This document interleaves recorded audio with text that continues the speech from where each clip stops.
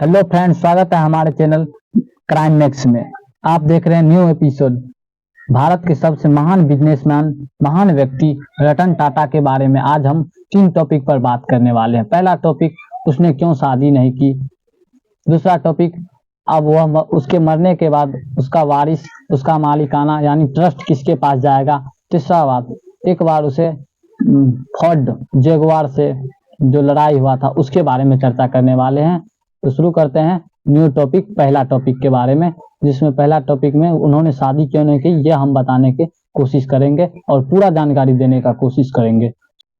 यह बात साल 1962 की है। रतन टाटा जी अमेरिका में पढ़ाई करने के लिए गए थे और इसी बीच में एक अंग्रेज लड़की से उन्हें प्यार हो जाता है। हालांकि अंग्रेज लड़की भी उन्हें उतना ही प्यार करती है और वह दोनों फैसला लेते हैं कि शादी कर लेते हैं। शादी के बहुत नजदीक तक पहुंच चुके थे, लेकिन इस बीच में उनके घर से एक संदेश पहुंचता है कि तुम्हारी दादी की तबीयत बहुत ज्यादा खराब है, तुम्हें घर आ जाना चाहिए। यह इंडिया आ जाते हैं, लेकिन लड़की के परिवार वाले उन्हें लड़की को इंडिया भेजने से कतराते हैं। इसी बीच भारत और चीन का उस वक्त युद्ध चल रहा था और स्थिति कुछ ऐसी थी नहीं। यह अपनी दादी के साथ अपने काम में बिजी हो जाते हैं और इसी बीच में एक खबर आती है कि उस लड़की के माता पिता ने उसकी शादी किसी और लड़के के साथ कर दी है।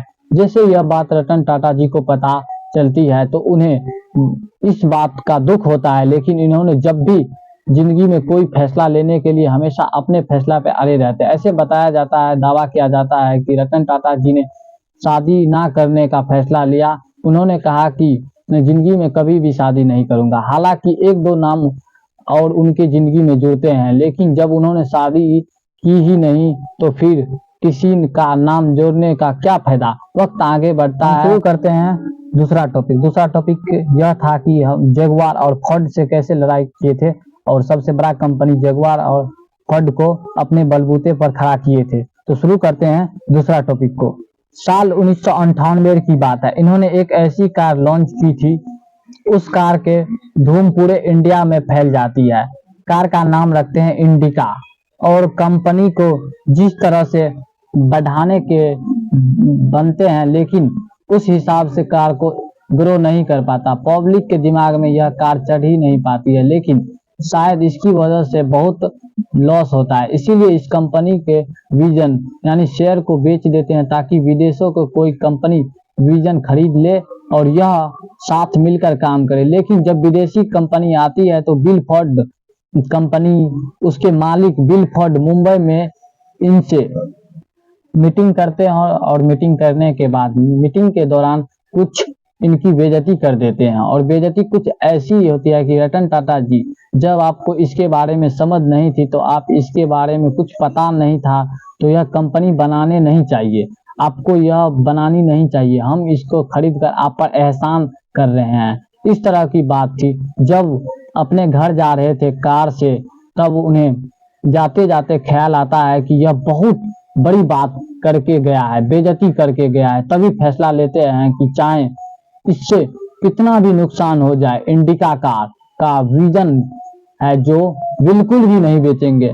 और उन्होंने अपनी कार का विजन बेचने से साफ इनकार कर दिया। बिल फोर्ड को मायूस होकर वापस घर लौटना पड़ा। यह अपने काम में लग जाते हैं और अलग अलग कंपनियों में हाथ आजमाना शुरू कर देते हैं, चाहे नमक हो, ज्वेलरी हो, यानी किसी भी ब्रांड। हर ताजमहल होटल हो गया, फिर ताजमहल की चाय हो गई, इस तरह के बहुत सारे ब्रांड जो 100 से ज्यादा कंपनी इनकी बन चुकी थी। वक्त पहिया आगे बढ़ता गया, वक्त का पहिया जैसे आगे बढ़ता गया, साल 2008 में फोर्ड कंपनी का दिवालिया निकल गया। जब फोर्ड कंपनी का दिवालिया निकल गया तो वह अपनी कंपनी को नीलाम कर रहे थे। इसी बीच में पता चलता है कि रतन टाटा जी उसमें हिस्सेदारी लेते हैं और जाते हैं, और जाने के बाद इस कंपनी को टेक ओवर कर लेते हैं, अपने अंडर में ले लेते हैं। जब टेक ओवर कर रहे थे तब उन्होंने बिल फोर्ड ने कहा था कि टाटा जी, आपने इस कंपनी को लेकर हम पर बहुत बड़ा एहसान किया है, आपका एहसान जिंदगी भर नहीं भूलेंगे। तब इन्होंने लैंड रोवर और जगुआर कंपनी को अपने हिस्से में लिया था और उस समय काम करना शुरू कर दिया। आज लैंड रोवर और जगुआर के दौर में लैंड रोवर और जगुआर डूब रही थी, लेकिन उस समय रतन टाटा जी के हाथ लगते ही वे सोना बन गया, वे चमकने लगती है। वक्त का भया ऐसा बढ़ रहा था कि जब लोगों को यह पता चलती है कि जिस व्यक्ति ने इनकी बेइज्जती की थी और उसी के लिए इन्होंने उसकी कंपनी को अपने टेक ओवर कर लिया था, खरीद लिया था।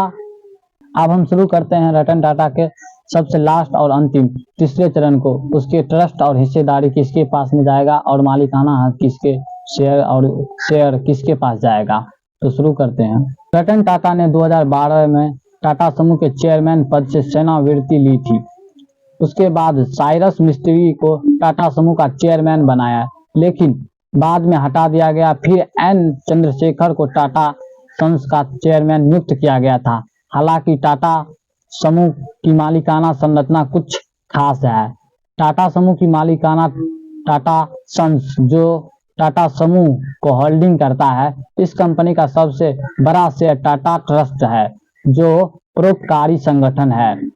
टाटा ट्रस्ट के पास टाटा सन्स के लगभग 66% शेयर रतन टाटा टाटा ट्रस्ट के प्रमुख चेयरमैन के रूप में जुड़े हुए हैं और वे ट्रस्ट के माध्यम से समूह की गतिविधियों पर अपना प्रभाव बनाए रखते हैं। टाटा समूह का मालिकाना संरचना। टाटा समूह का सबसे बड़ा शेयर धारक इन टाटा ट्रस्ट की स्थापना टाटा जमशेदजी टाटा और इनके परिवार ने की थी। इनका प्रमुख उद्देश्य शिक्षा, स्वास्थ्य और सामाजिक कल्याण का क्षेत्र में योगदान देना है। टाटा सन्स टाटा समूह को होल्डिंग कंपनी है। यह टाटा समूह की सबसे सहायक कंपनी जैसे टाटा मोटर्स, टाटा स्टील, टाटा कंपनियां सर्विस आदि की मालिक है। उनके शेयर धारक टाटा सन्स में कुछ जिम्मेदारी भारतीय उद्योगपति परिवारों संस्थाओं के पास भी है, लेकिन उनका हिस्सा बहुत कम है। भविष्य में मालिक कौन होंगे? क्योंकि टाटा समूह का अधिकांश हिस्सेदारी टाटा ट्रस्ट के पास और रतन टाटा के चेयरमैन के पास जुड़े हैं, इसीलिए टाटा ट्रस्ट के नेतृत्व करने वाले व्यक्ति और ट्रस्ट के संचालन करने वाली टीम को टाटा समूह का मुख्य प्रभाव रखेगी। टाटा समूह का स्वामित्व किसी एक व्यक्ति के पास नहीं है, बल्कि यह ट्रस्ट और सार्वजनिक संस्थाओं सामूहिक संपत्ति है। रतन टाटा के पास भी टाटा समूह की नीति यही रहेगी कि इसे किसी एक व्यक्ति के बजाय संस्थाओं ढांचों के चलाया जाए, जहां टाटा ट्रस्ट का प्रमुख प्रभाव बना रहेगा। रतन टाटा का मृत्यु 9 अक्टूबर 2024 को हो गया है। अब देखने का यही कोशिश करेंगे कि इसका शेयर होल्डर कौन रहेगा, इसका मालिकाना हक कौन लेगा।